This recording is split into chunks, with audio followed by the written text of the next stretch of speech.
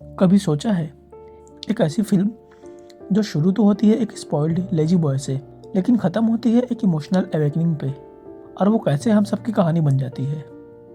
Wake up seed सिर्फ सिड मेहरा की story नहीं है, ये उन सब लोगों की कहानी है जो अपने ज़िंदगी में कंफर्ट के अंदर जी रहे हैं, लेकिन अंदर से खाली महसूस करते हैं। तुम ही बताओ कि कब लास्ट टाइम तुमने खुद से पूछा था कि मैं एक्चुअली में जी रहा हूँ या बस अपने दिन निकाल रहा हूँ। तो आज हम बात करेंगे वेकअप सीड की, एक ऐसी मूवी जो हमें बताती है कि ग्रोइंग अप का मतलब सिर्फ जॉब मिलना नहीं है, बल्कि खुद को समझना होता है।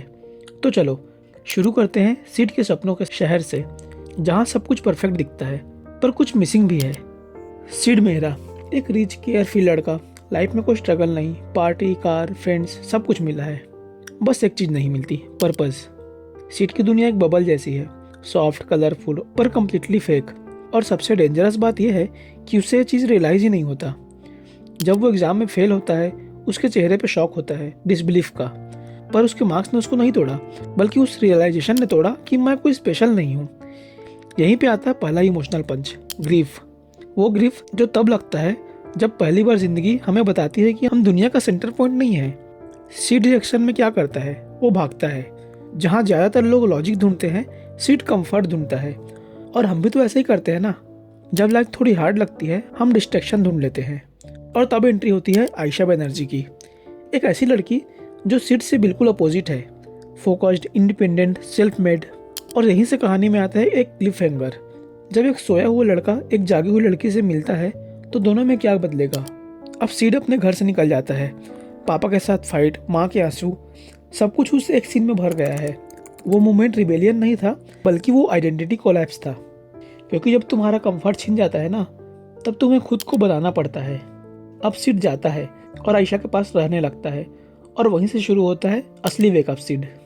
सीड का टोस्ट जलाना, कपड़े धोना, फ्लैट साफ करना, ये सब छोटी छोटी चीज़ें हैं, पर इन्हीं में ज़िंदगी का मीनिंग भी छुपा हुआ है। वो सेल्फ रिस्पेक्ट सीख रहा है, अपने एफर्ट की वैल्यू समझ रहा है। और यहीं पर एक इंटरेस्टिंग ट्विस्ट भी है कि आयशा सीड को बदल नहीं रही, वो तो बस एग्जिस्ट करती है, और साथ में सीड अपने आप ही बदल जाता है। और जब चेंज इंस्पिरेशन से आता है तब वो चेंज परमानेंट भी होता है। इन दोनों के बीच का कनेक्शन लव से ज़्यादा अंडरस्टैंडिंग पे बेस्ड है। आयशा उससे कहती है, तुम जैसे हो ना, मुझे ऐसा ही अच्छे लगते हो सीड। इतना सिंपल लाइन, पर पूरा ट्रांसफॉर्मेशन इस एक सेंटेंस में छुपा हुआ है।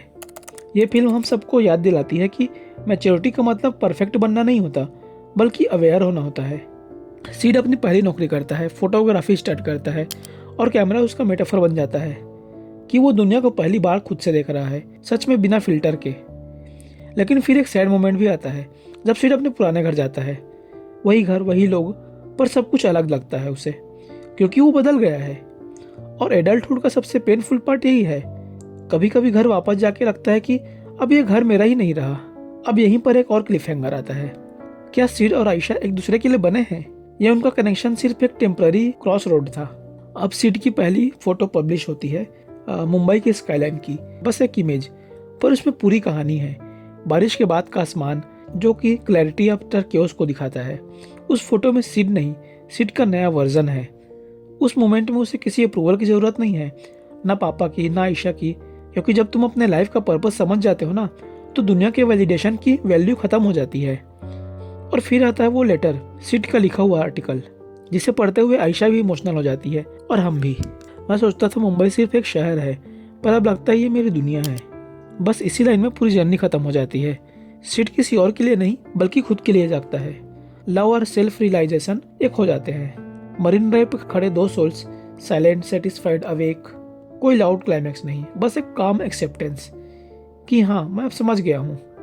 अब एक क्वेश्चन तुम्हारे लिए, क्या तुम अभी तक अपने कंफर्ट जोन में सो रहे हो, या तुम्हारा वेकअप मोमेंट आ चुका है? क्योंकि वेकअप सीड मूवी हमें कोई सक्सेस नहीं सिखाती, वो हमें ग्रो अप होना सिखाता है, और ये लेसन टाइमलेस है। तो अगले बार जब तुम्हारी लाइफ थोड़ी कंफ्यूजिंग लगे ना, या ऐसा लगे कि सब चीज़ रुक गया है, तो याद रखना, being lost is the first step of being found. Seed की स्टोरी तुम्हारी भी हो सकती है, बस फर्क इतना है कि उसने अपने कंफर्ट जोन से बाहर निकलने की हिम्मत की।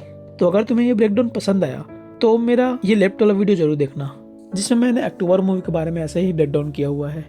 और अगर आपको ये वीडियो पसंद आया होगा तो वीडियो को लाइक करके चैनल को सब्सक्राइब कर लेना, और अपने फीडबैक भी कमेंट्स में ज़रूर देना। तो यहाँ तक देखने के लिए शुक्रिया। हम मिलते हैं अगले वीडियो में।